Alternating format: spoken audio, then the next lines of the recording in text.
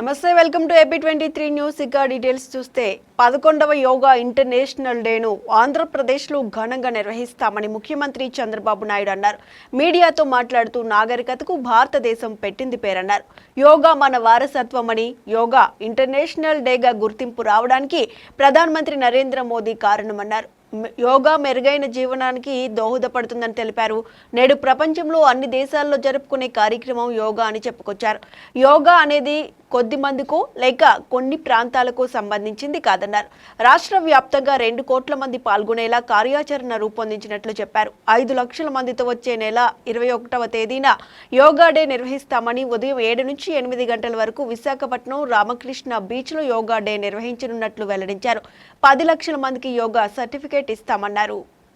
అందరినీ కలిపి ఒక మంత్ లాంగ్ ఈ రోజు నుంచి ప్రారంభం అవుతుంది. Culmination June 21 Visakhapatnam. దీనికి యోగాంధ్ర 2025.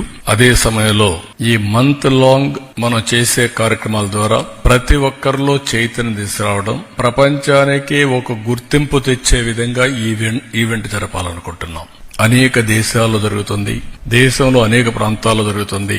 కానీ ఈ ఈవెంట్ అనేది ఇంతవరకు జరిగిన అన్ని ఈవెంట్స్ కంటే ఒక రికార్డు స్థాయిలో, ప్రపంచంలో ఏవైనా రికార్డ్స్ ఉంటే అవన్నీ కూడా బ్రేక్ చేస్తూ ఒక నూతనమైన రికార్డు ఎస్టాబ్లిష్ చేసేట్టుగా ఈ కార్యక్రమాన్ని చేయాలని చెప్పి తలపెడుతున్నాం.